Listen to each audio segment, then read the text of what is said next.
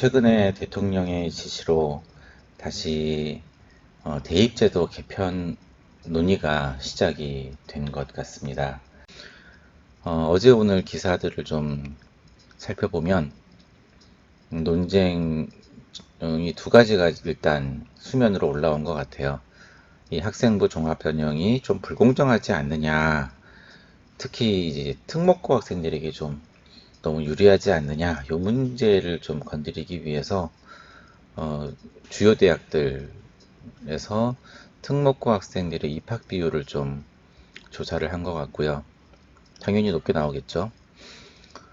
그 다음 두 번째 지금 논쟁으로 떠오르고 있는 것이, 그렇다면 과연 정시는 공정한가, 이런 문제를 좀 제기를 한 것 같습니다. 어, 저희는 이런 논의들의 국민 여러분의 좀 이해도를 높여드리는 정도 역할을 할 수밖에 없을 것 같은데요. 그러기 위해서 이 수능 체제, 이 정시 전형에 대해서 조금 설명을 드리는 시간을 갖도록 하겠습니다. 아, 이 쉽게 생각하면 이렇게 국민들이 정시를 원하고 수능을 좋아하고 수시 전형에 대한 불신이 크고, 또 주요 대학들 조사를 해보면 특목고 학생들이 많이 입학을 하고 뭐 이런 상황이라면 일단 정시를 확 늘려놓는 게 간단해 보이죠. 그런데 그러지 못하는 이유가 있는 것 같습니다. 어, 첫 번째 사유는요, 이 수능이라는 것이 학교별로도 좀 여건 차이가 좀 심합니다. 쉽게 말하면 특목고 학생들에게서 수능은 굉장히 유리한 전형이 되고, 일반고 학생들에게는 불리해지는 거죠. 이게 왜 이러냐면, 애초에 중학교에서 공부를 좀 하고 싶어 하는 애들, 또 성적이 잘 나왔던 애들이 모여서 당연히 결과가 그렇게 나온다 일 수도 있지만, 이 수업의 밀도의 차이가 좀 중요하죠. 그 특목고는 일정한 기초 학력이 갖추어진 학생들이 모여서 수업을 하니까 수업의 난이도 수준 조절도 굉장히 쉽고 스피드가 좀 높죠. 밀도가 높은 거예요. 수업이 질이 좋은 거죠. 이게 선생님의 문제가 아니에요. 이 학생들의 이 집단 특성이 좀 있는 거죠. 그런데 일반고의 경우에는 어, 공부를 안 하고 싶은 아이도 섞여 있고, 기초가 전혀 없는 학생도 섞여 있고, 또 기초가 조금 있는 학생도 섞여 있고, 뭐 또 기초가 상당히 높은 학생도 있고, 그러니까 이 수업의 난이도, 이 수준 조절이 쉽지가 않아요. 그리고 이런저런 학생들을 다 배려할 수밖에 없기 때문에 수업의 밀도가 특목고와 비교가 안 될 만큼 낮습니다. 그러니까 50분 수업을 받았을 때 특목고 학생들은 100의 효용성을 누릴 수 있다면, 일반고 학생들은 현저히 낮은 효율성을 가질 수밖에 없는 거죠.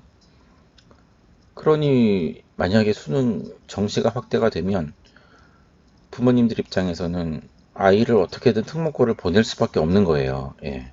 우리나라의 현실이 그렇습니다. 그러면 이제 이 입시 전쟁은 점입가경이 되는 거죠. 예, 지금 중학교, 그 이전 초등학교, 뭐 심지어 예전에 특목고 인기가 높았을 때 아시죠? 태어나면서부터 시작한다 이런 말도 있었죠. 이제 그런 시대로 돌아가게 되는 거고요. 이 지역별 편차도 사실 논외로 하기 어려울 정도입니다.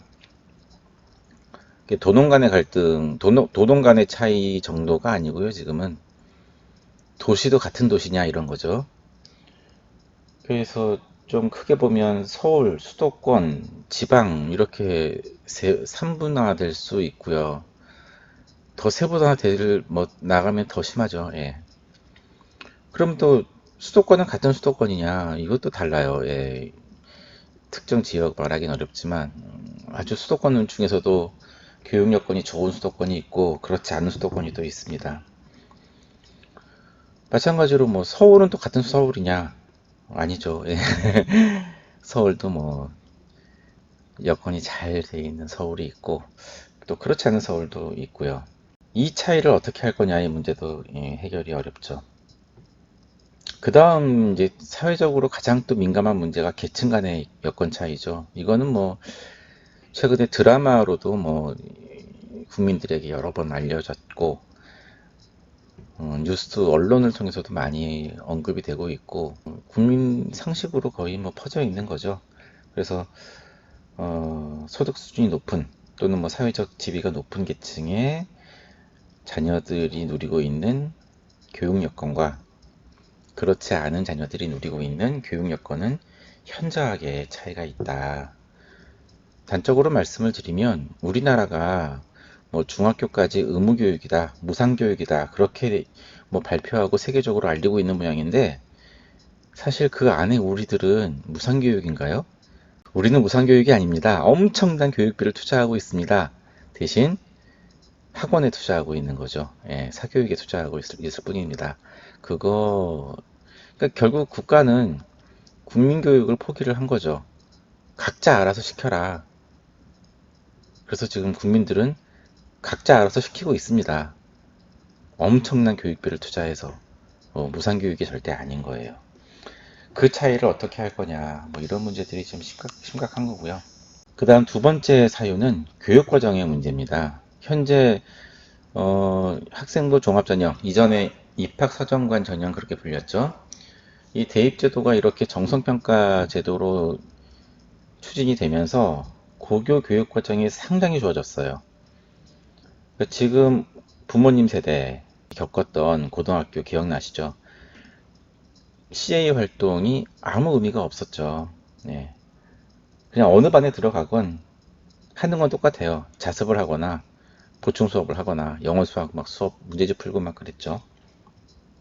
근데 지금 고등학생들은 그렇지 않거든요. 학교에 동아리 시간이 되면 자기의 재능 또는 뭐 적성 또 좋아하는 거 하고 싶은 거 찾아서 할 수 있는 여건을 겨우 만들었어요. 10년 넘게 걸려서. 근데 이제 정시로 대학 간다 그러면 그거 할 시간이 어디 있습니까? 다시 예전처럼 해야죠. 자습시키고 영어 기출문제를 풀든 예, 수학 뭐 보충 수업을 하건 예, 뭐 사회 과목 뭐 각자 수준별 수업을 하건 해야죠. 다시 고등학교는 입시 교육으로 급격하게 돌아설 수밖에 없습니다. 그거를 거부하는 고등학교가 있다면 학부모들의 불만을 해소할 수가 없어요. 견딜 수가 없는 상황인 거죠. 학생들도 그렇고요. 당장 자기 인생이 걸린 건데 뭐 철학적 가치를 쫓아서 우리는 그래도 수능을 공부하지 않겠다. 그거 안 되죠. 그럼 다시 이제 새벽 수업 생기고 야간 자율학습 강제화되고 지금은 학생들 우리 자녀들이 강제 수업을 받지는 않거든요. 희망에 따라서 이루어지는 명목상으로는 근데 이제 강제화되고 뭐 교육과정 이 고등학교 현장이 급격하게 다시 악화될 겁니다. 그게 좀 걱정스럽죠. 다음 세 번째 사유는 사교육의 문제예요. 이제 정시가 더 강화되고 이제 규모가 커지고 이러면 사교육비는 이제 점입 가격 감당 못하게 되겠죠. 예, 이건 뭐 길게 말씀 안 드리겠습니다. 예, 우리 지금 겪고 있으니까요. 그럼 네 번째 특목고가 이제 다시 주목받겠죠. 1번 사유에서도 말씀드렸듯이 이 특목고와 일반고의 이 수업의 밀도, 그 학습 분위기 이거는 뭐 자명한 차이를 보일 테니까요. 특목고에 심각하게 몰릴 겁니다. 그 다음에 저희들이 간과하기 쉬운 문제가 있어요. 이 재수생 양산 문제는 심각합니다. 지금 학생들이 수시에서 그래도 뭐 나름대로 뭐 만족하거나 뭐 위안을 삼을 만한 대학으로 가니까 재수생들이 많이 그래도 좀 줄어든 거라고 볼 수 있는데, 정시 승부를 본다 그러면 1년 더 투자하면 수능은 조금 올라가겠죠. 예. 누구나 그렇게 희망할 수 있지 않습니까? 그래서 재수하면서 그 1년이라는 시간 동안 막대한 비용을 부모님께서 부담을 하면서 재수를 시키는데 어떻게든 공부를 하겠죠. 그러면 수능 점수 뭐 정도의 차이가 있을 뿐 올라가겠죠. 그럼 대학이 달라지겠죠. 재수를 시킬 수밖에 없겠죠. 예. 사회적 비용은 상당히 커집니다. 이것도 저희들이 고민하게 될 문제이고요. 그다음 마지막 이 문제도 저희들이 좀 고민을 많이 하게 될 수밖에 없습니다. 지금 계속해서 수능 난이도가 낮아져 왔거든요. 특히 영어 수학 부분에서는 점점 더 쉽게 쉽게 이렇게 추세를 밟아왔는데, 이 수능이 대학 입시의 중요한 척도로 다시 부상을 하게 되면 음, 변별력을 강화할 수밖에 없겠죠. 그러면 수능은 어려워질 수밖에 없는 거죠. 그러면 다시 위에 나온 게 다 연결돼 있죠. 수능이 어려워지면 애들이 학원을 갈 수밖에 없겠죠. 학교에서 다 해결이 안 되니까. 그러니까 학교에서 그러면 수능을 100% 해결을 해주세요. 학교 수업만 열심히 받으면 수능 공부 잘 해결할 수 있게 해주세요. 그러면 되죠. 그렇게 하고 있습니까? 그럼 다시 사교육이 팽창하고 그 수능을 잘 볼 수 있는, 어려운 수능 문제를 풀 수 있는 특목고를 가야 되고, 그러면 학교 교육 과정은 다시 수능으로 몰려갈 수밖에 없고, 그러면 더더욱 이제 이 계층별, 지역별, 고교별 차이가 벌어지고, 예. 그래서 이 6가지 문제들이 발목을 잡는 겁니다. 그래서 물론 수능을 원하시는 부모님들의 입장에서는 하루하루가 답답하실 수 있는데요. 이게 상당히 좀 고민스러운 문제들이 사실 있습니다. 이 외에도 뭐 이거는 이제 부모님들이 고민할 문제는 아닌데, 국가의 고민은 대학 서열화가 다시 또 고착화되겠죠. 그리고 대입 인프라의 문제도 심각합니다. 당장 이 대학마다 갖추어져 있는 입시, 학생부 종합 전형 평가 시스템 다 무용지물이 되고요. 거기에 종사하신 분들, 입학사정관이라고 불리죠. 이 전임 입학사정관 분들 다 해고가 될 거고요. 이 사교육이라던가 이 입시 관련 기관들에서 보유하고 있는 학생부 종합전형 관련 인프라 다 무용지물이 되고요. 뭐 하여튼 큰 혼란이 하여튼 벌어지죠. 예, 엄청난 혼란입니다, 이거는. 물론 사실은 부모님들께 말씀드릴 문제는 아니죠. 그건 뭐 상관이 있냐. 우리 아이 인생의 문제인데. 당연히 그렇죠. 그 다음 이제 이 초등학생부터, 예, 지금 당장 중학생들은 발등에 불이죠. 대입제도가 어떻게 바뀌는가에 따라서 방향이 달라지거든요.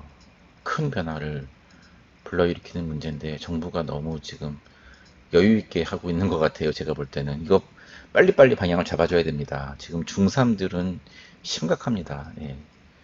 지금 고1까지는 함부로 못할 거예요. 이미 대입제도를 이렇게 알고 고등학교를 입학을 했는데 갑자기 고등학교 1학년 입시를 바꾸겠다 이렇게 못하겠죠.